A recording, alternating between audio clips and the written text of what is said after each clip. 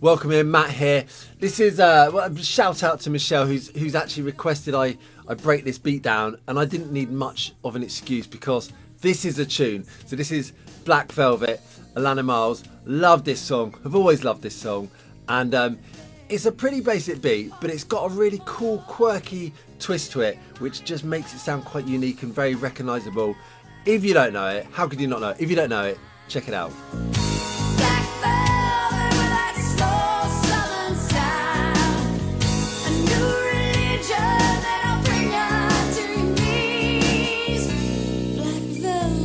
Okay, so that was it. It's a great tune. I think you know that. And even if you don't know what's going on in the beat, you can probably pick out there's something kind of interesting going on there. So I'm going to explain the theory because I like explaining the theory. I think it's important. If you just want to skip straight forward to the beat, fast forward through the theory, that's okay. I won't be offended. But I do think understanding the theory behind these things is useful. It helps you have that deeper understanding of the beat. It will help you in writing your own parts, and also you can pick out these kind of things when other instruments are playing them, and that will help you to maybe connect with the other instruments. So I think the theory is important. Sheet music's below this. Actually, go and grab that. You can grab it for free, and then you can actually see what's going on. Right, so here's the theory. Let's do the theory. What we're dealing with here is a shuffle. It's a shuffle. So it's in 4/4 time, but we're playing triplets. So we're playing 1 triplet, 2 triplet, 3 triplet, 4 triplet. Now in a true shuffle, we don't really put emphasis in that middle note. So in a triplet, you've got the 3 notes, 1 triplet. We tend to miss the trip, so we get 1 triplet, 2 triplet, 3 triplet, 4 triplet, 1, 2, and 3, and 4.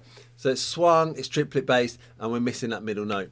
Now in Black Velvet, the bass is doing that. It's going boom, boom, boom, boom, boom. Boom, boom, boom, 1 triplet, 2 triplet, 3 triplet, 4 triplet.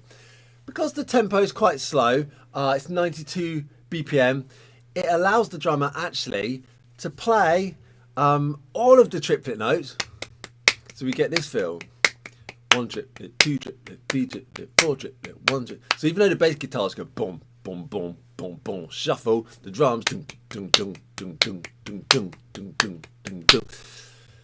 So that's pretty standard, that's pretty straightforward. Now you could write this, you could think of this as 6/8. 1, 2, 3, 4, 5, 6. 1, 2, 3, 4, 5, 6. They, in a way, they're kind of interchangeable because mathematically they're the same, right? 6/8 means 6/8 notes in a bar. And when we're playing 4/4 triplets, we've got 3 notes in each bar. So across half a bar, we've got 6 notes. So let me count it both ways and you'll hear what I mean.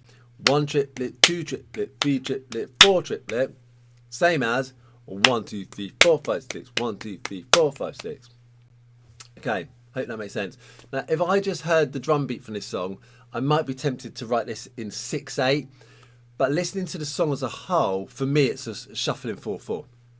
Okay, but both work out the same, so don't worry, don't stress if you do it a different way.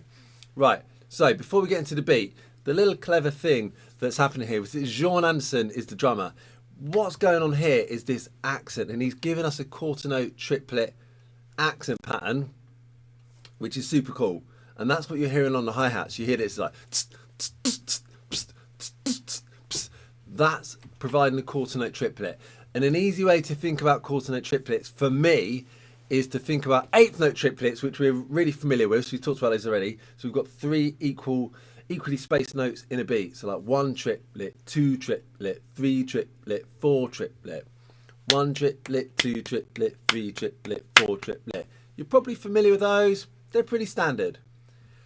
A quarter note triplet essentially plays every other one of those. So just like a quarter note lasts for twice as long as an 8th note, so there's 2 8th notes in 1 quarter note. Same thing with a quarter note triplet over an 8th note triplet. It's playing on every other note. So if our 8th note triplet's like this, the quarter note triplet's going to play on the first note, so on 1, then it's going to miss trip and play on the let, so 1 triplet. Then in the second triplet, it's going to miss the first note, play on the trip, the second note, then miss the let. So there's 1 triplet, 2 triplet, 3 triplet, 4 triplet, 1 triplet, 2 triplet, 3 triplet, 4 triplet. So Eighth note triplets, 1 triplet, 2 triplet, 3 triplet, 4 triplet. Then if I emphasize the quarter note triplet, we get 1 triplet, 2 triplet, 3 triplet, 4 triplet, 1 triplet, 2 triplet, 3 triplet, 4. Now if I take out all the middle notes and just have the quarter note triplet, we get 1 triplet, 2 triplet, 3 triplet, 4 triplet, 1 triplet, 2 triplet, 3 triplet, 4 triplet, 1 triplet, 2 triplet. Quite a cool sound. 1 triplet, 2 triplet, 3 triplet, 4 triplet, 1 triplet, 2 triplet, 3 triplet, 4 triplet. So for me, when I'm playing quarter note triplets, I'm always kind of thinking of how they relate to the eighth note triplet. Okay, that's just an easier way for me to think about it, and an easier way I've noticed for me to be able to explain it to other people so they get their head around it. After a while, you just get to know the sound, and you'll hear it. You'll hear it in songs. I know, like a lot of Phil Spector records from the 60s, there'd be, you know, they get Hal Blaine doing those quarter note triplets as the song fades out. I think Be My Baby, Ronettes might do it. Check it out. I might be wrong, but you'll get it in songs from that period. Ringo does it. I've heard him do it. It's kind of as it's fading out. Maybe it was a crazy, wacky, kind of a risky kind of thing to do in the 60s, but the way that would work as a fill. Let's say you're playing your drum beat like 1 and 2 and 3 and 1 and 2 and 3 and. So there's a normal beat. 1, 2, 3, 4. 1 triplet, 2 triplet, 3 triplet, 4 triplet. 1, 2, 3, 4. 1 triplet, 2 triplet, 3 triplet, 4 triplet. 1, 2 and 3 and 1 triplet, 2 triplet, 3 triplet. Without counting.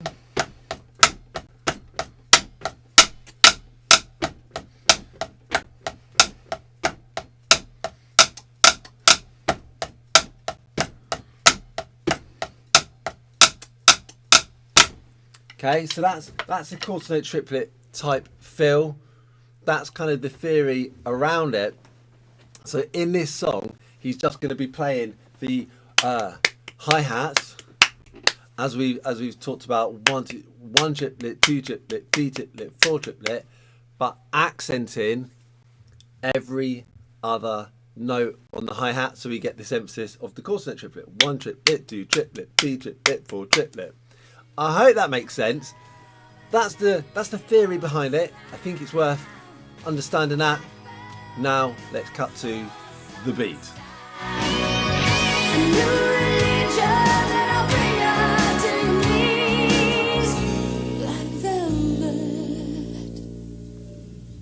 Alright, so now we've got the theory out of the way. Let's just learn the groove. Very, very simple. Hi-hats. So we're gonna do it without the accents first, without that quarter note triplet thing we just talked about. So hi-hats, 1 triplet, 2 triplet, 3 triplet, 4 triplet. That's it, just playing all the eighth note triplets. Bass drum on 1 of 3. 1 triplet, 2 triplet, 3 triplet, 4 triplet. Snare on 2 and 4. So the whole groove is like 1 triplet, 2 triplet, 3 triplet, 4 triplet. Now, you can play this at this speed. You could play it single stroke roll on the hi-hat, like right, left, right, left, right, left, right, left, right, left, right, left, or one hand on the hi-hat, you know, just normal crossed over hands, right hand doing the hats, left hand doing the snare. It's up to you for now. Go with whatever feels right, and then we're going to talk about it in a minute when we add the accents. Let's just have a look at how that is on the kit.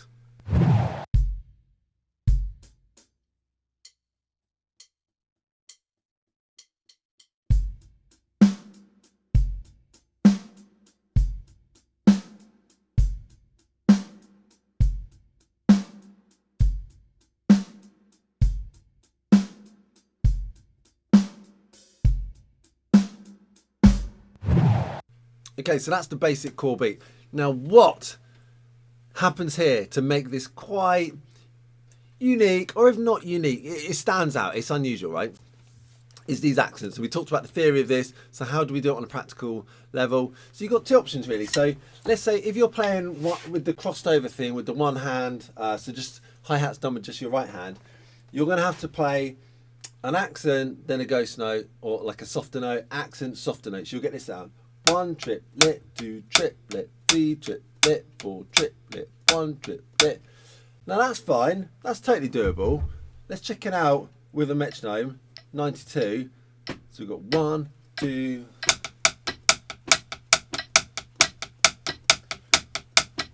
1 triplet, 2 triplet, 3 triplet, 4 triplet, 1 triplet, 2 triplet, 3 triplet, 4 triplet, 1 triplet, 2 triplet, 3 triplet, 4 triplet, 1 triplet, 2 triplet, 3 triplet, 4 triplet, 1 triplet. Completely doable. Completely doable if your technique allows it, if it feels comfortable. If it doesn't, then you might want to go with this option. And you might want to go with this option anyway, just because you might think the feel that it creates is more authentic and better. This option would be basically a single stroke roll on the hats. You'd be going right, left, right, left, right, left, right, left, right, left, right, left. Now, if you start on the right hand, which we normally would with a 16 beat style sticking pattern, because we're in triplets, you're going to end up playing, the snare is on the 4th note, 1 triplet 2, so it's your 4th note, so that'd be right, left. That's okay, that's not a problem, but just be aware that your left hand's coming down on the snare underneath your right hand. 1 triplet, 2 triplet, 3 triplet, 4 triplet. Okay, so first, if you go with that option, first get comfortable with that. Right, left, right, left, right, left, right, left, right, left, right, left, right, left hand snare. If you've done 16 beats in the past where you're doing right, left, right, you'll be used to your right hand hitting the snare. It's not going to do that here. Your other option is to start with the left hand on the hi-hat. So then you go left, right, left, right, left, right, left, right, left, right, left, right, left, right, left, right, left, right, left, right, left, right.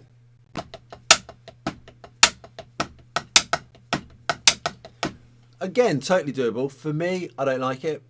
It doesn't feel as natural. You know, it's much more natural to start on the right hand, and it means my bass drum's then locking in with my right hand, so my right foot's locking in with my right hand. That just feels instantly better. For me, I would rather do start on the right hand.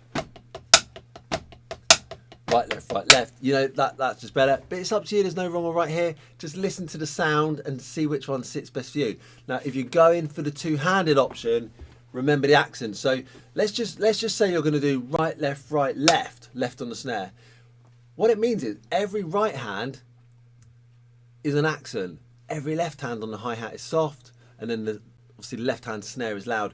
Now, do you remember we talked at the beginning with that boring old theory stuff, and we said the quarter note triplet is basically every other 8th note triplet. So if we're going right, left, left, we're doing right, left, we're doing singles with each hand. So that means we can accent, if we accent every other right hand, or every right hand, sorry, then we're going to get that quarter note triplet naturally. So like this. Right, left, right, left, right, left, right, left, right, left, right, left. 1 triplet, 2 triplet, 3 triplet, 4 triplet, right, left, right, left, right, left, right, left, right, left, right, left. So you see it like it just happens. It just comes out with the effect we want. So if I then do that with the snare coming in on the left hand, we get this.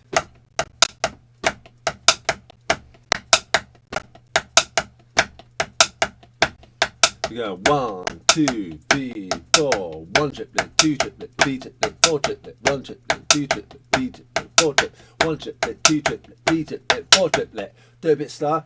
1 triplet, 2 triplet, 3 triplet, 4 triplet, 1 triplet, 2 triplet, 3 triplet, 4 triplet. See what I'm saying? Have a listen to the feel and see what you think. I'll just do it on the pad for now so you can see it. I'll do it with one hand, then I'll do it with both hands. So all the hi-hats with my right hand first of all.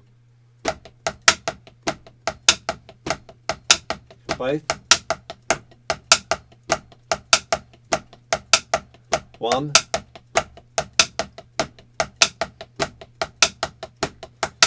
Both. Do you know what? Instantly, I'm preferring both. It just feels a bit more natural. I don't know if it sounds more natural to you. It feels easy to get that dynamic change. So I've got the right hands doing all the loud hi-hats. You know, it just flows better. So for me, it's right, left, left. So the left hand's doing a snare. That's it for me. Have a listen on the drum kit because the pad, you need a bit of imagination there. So let's check it out on the kit.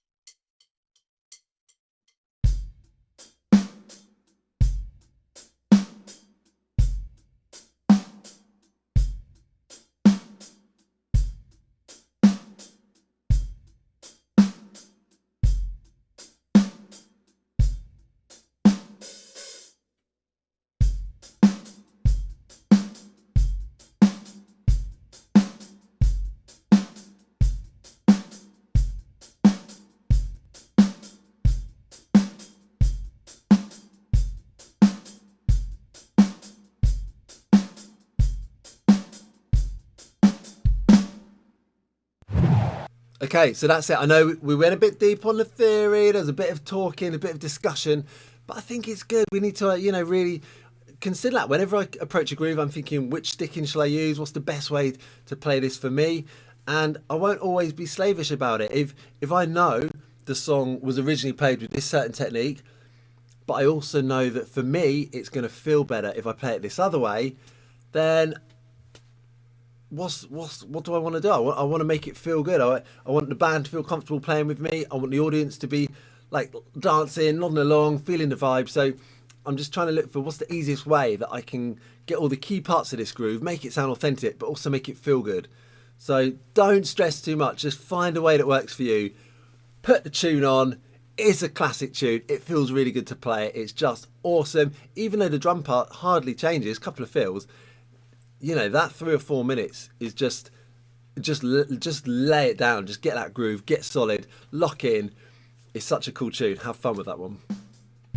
Hope you enjoyed that, guys. Hit subscribe if you did, and I will see you on the next Total Drummer lesson.